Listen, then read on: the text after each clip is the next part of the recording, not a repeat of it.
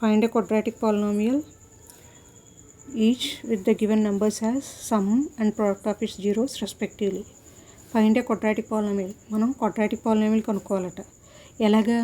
Each ఎలా తీసుకోమన్నాడు? Each అంటే ఇక్కడ ఇచ్చినవి రెండు, ప్రతిదీ విత్ ద గివెన్ నెంబర్స్, ఇచ్చిన నెంబర్స్లో యాజ్ ద సమ్, ఒకటేమో సమ్ కింద and product of its zeros, రెండోదేమో ప్రొడక్ట్ ఆఫ్ ఇట్స్ జీరోస్ కింద తీసుకోవాలట. ఒకటేమో సమ్ ఆఫ్ జీరోస్, ఇంకొకటి ప్రొడక్ట్ ఆఫ్ జీరోస్ కింద తీసుకోవాలి. రెస్పెక్టివ్లీ అంటే వరుసగా ఫస్ట్ ఏది చెప్తే అది. ఫస్ట్ సమ్ అన్నాడు అనుకోండి, ఫస్ట్ 1/4 అని తీసుకోవాలి. రెండోది ప్రొడక్ట్ అన్నాడు అనుకోండి, ఇక్కడ ప్రొడక్ట్ అంటే రెండో దాన్ని ప్రొడక్ట్ కింద తీసుకోవాలి. నేను ఇక్కడ చూసుకుంటూ చెప్పేస్తున్నాను, మీరు అర్థం కాకపోతే నేను మళ్ళీ క్వశ్చన్ చేయండి. అంటే ఇక్కడ వీడియోలో వచ్చేటట్టుగా చూసుకుంటూ చెప్తున్నాను. అందుకని నా దృష్టి అంతా, ఎందుకంటే మిమ్మల్ని చూస్తే ఏమవుతుందంటే సమ్ ఇక్కడ ఉంటే నేను వీడియో ఇక్కడ పెడుతున్నాను, అందువల్ల ఏమో. ఇప్పుడు చూడండి, కాబట్టి మొదటిది ఏమని తీసుకోవాలి? Some of zeros. రెండోది ఏం తీసుకోవాలి? ప్రొడక్ట్ ఆఫ్ జీరోస్ అని తీసుకోవాలి. అర్థమవుతుంది కదా? ఇప్పుడు చెప్పండి, మనం ఆల్రెడీ మోడల్ ఒకటి చేసాం, quadratic polynomial having some and product of zeros example some ఒకటి చేసాం. ఫార్ములా ఏంటి? పోయింది. k into x square minus x into alpha plus beta plus alpha plus beta plus alpha beta. అదే మళ్ళీ k into x square minus x into alpha plus beta plus alpha beta. అది right. ఇప్పుడు నువ్వు చెప్పు. k into x square minus x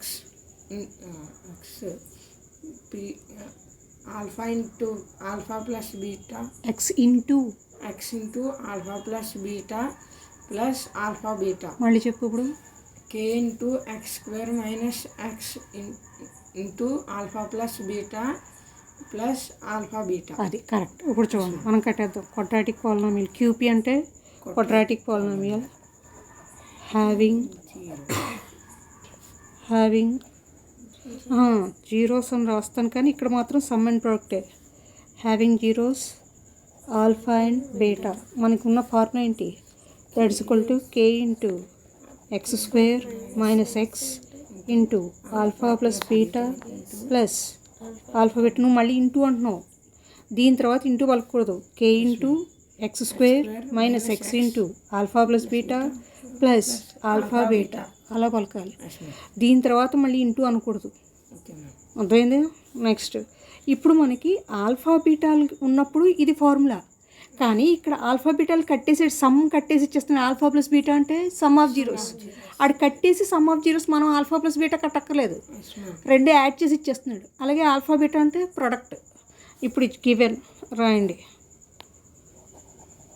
given alpha plus beta bracket పెట్టండి is equal to ఎంత అన్నాడు? Alpha plus beta చూడండి అక్కడ క్వశ్చన్లో 1/4. అది 1/4. కాబట్టి ఇక్కడ ఆల్ఫా ప్లస్ బీటా 1/4 వేస్తుంది. Next, product of zeros alpha beta is equal to ఎంత ఇచ్చాడు? -1. ఇప్పుడు ఇందులో సబ్స్టిట్యూట్ చేద్దాం. చూడండి ఇచ్చిన దాంట్లో, therefore the required quadratic polynomial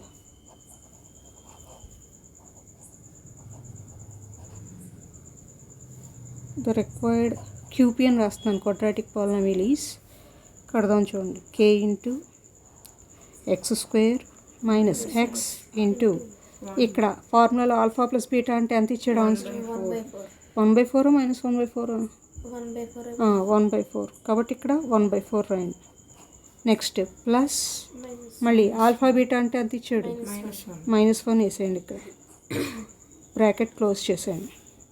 ఇప్పుడు that is equal to k into x square, ఇక్కడ minus x 1 x minus x by 4. Next ఇక్కడ చూడండి, ప్లస్ ఇంటూ మైనస్ రాయండి, -1. ఇప్పుడు ఇక్కడ డినామినేటర్ 4 ఉంది కదా, అన్నిటికీ ఎల్సిఎం కట్టేద్దాం. ఈ మూడింటికి ఎల్సిఎం అంటే ఇక్కడ డినామినేటర్ ఎంత ఉందనుకోవాలి? 1. ఇక్కడ కూడా బై 1. ఎల్సిఎం ఎంత అవుద్ది? నెక్స్ట్ పేజ్లో చెప్తాను చూడండి.